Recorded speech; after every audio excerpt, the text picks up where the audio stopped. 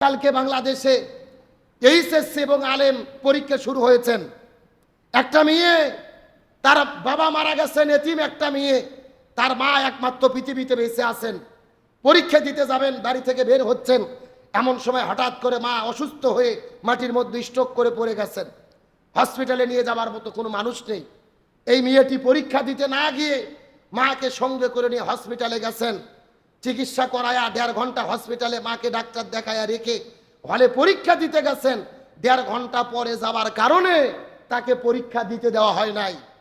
মেয়েটি কেঁদেছেন, তার কান্না দেখে সোশ্যাল মিডিয়াতে হাজারো মানুষ কেঁদেছে।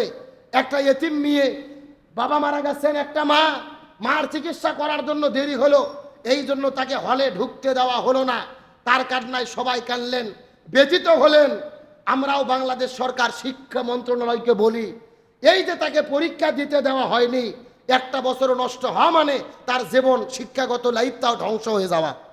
তার কারণ তার সাথে বন্ধু বান্ধবী যত ফ্রেন্ড আছে সবাই পরীক্ষা দিয়ে পাস করবে, ও পাস করতে পারলো না, সামনের বছর পড়ার কি মন মানসিকতা থাকবে?